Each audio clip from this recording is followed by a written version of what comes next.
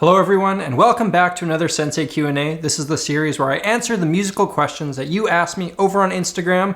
To get involved in a future one of these, make sure you follow me over there and keep an eye on my stories. Before we get into it, I'll quickly let you know that if you want to get a stylish t-shirt like the one that I'm wearing, you can find these as well as a number of other designs over at www.shopsamuraiguitarist.com. Picking up some of that Sammy G merch is a great way to not only support what I do, but also show the world that you have an excellent sense of fashion. Anyways, let's get to it. To kick things off today, Such a Diva 2 asks, what should every beginner guitarist's goal be? This is something I believe in very firmly. The goal of any guitarist, should you be beginner or advanced, is to discover how music can bring the most amount of joy into your life. How can you have the most fun with it? The answer to this will vary person to person and it will likely evolve as you progress, but this is something you should be trying to figure out at every step of your musical journey. To figure out what this means for you, it's important to keep an open ear to new things, find out where your passions lie, but also remember that long-term rewards often outweigh short-term gratification, and having these types of conversations with fellow musicians can help you figure out what you want to do with your instrument. Moving on, JD Ritchie 17 asks, what are good jazz guitar audition pieces? First and foremost, you should be picking tunes that you thoroughly enjoy. After all, you're going to be practicing them quite a lot. If you haven't already found a number of jazz tunes that you love, then you probably haven't listened to enough jazz music to make an audition worthwhile. I also wouldn't recommend picking the absolute hardest thing you can play. Pick something a little bit easier so that when the audition nerves start kicking in, you've got a bit of a cushion there. There are a handful of tunes that I would probably steer clear of. I can tell you with absolute certainty that your auditioner has heard an endless barrage of Blue Bossa and Autumn Leaves. Picking something different can help you stand out for the better. The songs that I played that got me into music school were Moose the Mooch and Georgia on My Mind. I'm pretty certain that I was the only auditioner that played either of those, even though they're well enough known.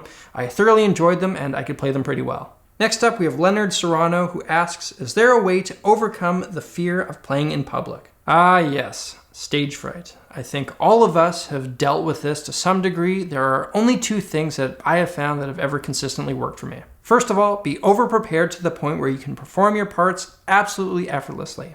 Years ago, when I first moved back to my hometown, I put on a big concert. All my friends, all my family, and a number of industry people came out. It was my first concert back at home, and there was an added pressure because I really wanted to impress. For 2 months leading up to the show, I practiced the entire set list top to bottom twice a night. I wrote out solos for every song and practiced those. The idea was that even if I decided to improvise something on the big night, if the nerves kicked in, I could always fall back on what I'd written. At one point in there, I figured out bass parts for every song. I learned the other guitarist parts. I think I even tried to do the entire thing blindfolded once. By the time the show came along, I had done my homework and plenty more. Everything I needed to play was basically muscle memory at this point. Even if stage fright drastically reduced my skills, I knew that I would still have no problem performing what I needed to. This knowledge in turn kept the stage fright away, and it was a great night. My second recommendation is to put yourself in nerve-wracking situations as much as possible. The more you've been on stage, the more it becomes normal. This ties into my first point. If you've done something enough, you develop a confidence with it. C-Chai731 asks, for an intermediate guitarist, should I be focusing on soloing or reading music? It really depends on what you want to do with music. If you love classical music and musical theater, then reading standard notation is going to be an essential skill. Back in my gigging days, I rarely had to read sheet music. I can do it, but I do it quite slowly compared to my peers. I don't think that ever held me back, though I will say it's very important to be able to navigate a chord chart. AJ Montalegleg asks, what makes your theory course different from the other online courses? AJ, thank you for asking this question. It gives me an excuse to plug my course platform, Samurai Guitar Theory. So over there, I've made 2 detailed courses outlining how music theory works with a guitarist in mind from a beginner to more advanced level. Now, I'm not reinventing the wheel in my courses. This is stuff that many have taught before me. But anyone who teaches this stuff brings their own flavor to it. If you enjoy the way I present things here on YouTube, I suspect that you would enjoy something more drawn out like a course. One of the things that I'm especially proud of with my courses and what I think makes them stand out is the quality of the animations. When it comes to teaching and learning, I'm very visual. I like things to look smooth and lively. To me, this can be the difference maker in understanding complex topics. With this in mind, I work closely with a professional animator to get them to a level far beyond anything I could have done on my own. You can check out my courses for yourself over at www.samuraiguitartheory.com. I'll also put up a link in the description. Drone Shot of Maya asks, what tips would you give about constructing a chord solo? I love incorporating chords in a solo. It adds a real richness that's often found in jazz music. First, you'll want to learn as many inversions of as many chords as possible. For example, I know that I could play a C major 7 like that, a one there, like that, one there, and that one too. When incorporating a melody into these chords, I'll typically put my melody note on top of the chord so that it stands out. So say I had a melody that went like this.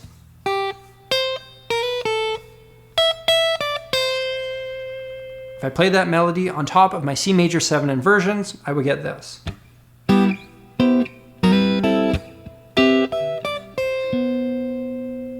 My tips would be learn your chord shapes, learn how notes interact with them, and start experimenting. If all this is totally new to you, I recommend my course Beyond the Basics, where I go into a fair bit of detail on chord shapes. Lil Terminator wants to know how they can move on from being intermediate to professional on guitar. I mean, the difference between an intermediate and a professional is that the professionals make their money playing guitar. In my experience, all my gigs came from my network of fellow musicians. When I went to school for music, I became friends with a guy who had a traditional ska band that needed a new guitarist. I joined them and was gigging around the Greater Toronto area quite frequently. It was through this circuit that I met new friends that had other gigs that I started to play on, and so forth. Even some 11 years later, that friendship is still providing opportunities. A couple months ago, I did a collab with his band Walk Off the Earth. If you didn't see that, check it out. I'll put a link to it in the description. The hundreds of gigs that I've done in my life can all be traced back to relationships with a handful of people. So make sure that you're somebody that people enjoy hanging out with. Make sure you're reliable, and make sure you spend time on those relationships. And remember that these things take time. Be patient. Next up, we have Wendell Postma, who says the more he learns about music and music theory, the more he feels like the music he writes isn't good. I think your instinct for what makes good music is developing faster than your ability to create what you deem as good music. And that's okay. It's good to strive for something better. A good frame of reference is to compare what you're writing now with the music that you were writing in the past. You can't expect yourself to be writing at the same level of your favorite artists until you put in the same amount of work that they have. However, you should analyze the songs that you love and compare them against the songs you write and try to figure out where the big differences lie. Your knowledge of theory will certainly make this easier. When you analyze music with a critical lens, you can figure out recurring things that your favorite artists do and make a concerted effort to do that in your own music. You can also try to figure out where your shortcomings are and attempt to rectify those. If you do this kind of thing over and over, you'll find that you start making music that you enjoy much faster than if you were to try to do it all instinctually. And last for today, Parker DeBarish asks, do I have any good tips for warm-ups? I think of a warm-up as a way for me to transition myself from everyday normal life, doing everyday normal life stuff, to being intensely dialed into the guitar. When practicing, I've found that if I start with something fun and easy, it puts me in a good headspace to put in a long shift working on more difficult things. I would often start my practice sessions by flipping open this Beatles songbook that has all their songs and the chords to them, picking a song at random, putting it on, and playing through it. This would always put me in a good mood and get me excited about music. This is the kind of headspace you want to start off a practice session in. If you're interested in this book, I'll put up a link to it. When I was gigging frequently, I would just noodle up and down some scales without much thought to get my fingers engaged as I chatted with the band backstage. I've known some people who have very specific warm-up exercises. I never really did. I found that if I just played anything, the fingers would wake up eventually. Ladies and gentlemen, there you have it. Remember, you can get some of that Sammy G merch over at www.shopsamuraiguitarist.com. I got a bunch of different designs over there. You can get the samurai guitar playing silhouette with the words Samurai Guitarist underneath in Japanese. There's the traditional guitar playing samurai. Got some Shop Dogs merch. The pixelated samurai t-shirts. And of course, my favorite, the picture of me smiling like an idiot while holding my guitar. Thank you all for watching. If you want to get caught up in the Sensei series, hit that link up there. If you're new here, make sure you subscribe and stay tuned for a wide range of musical content.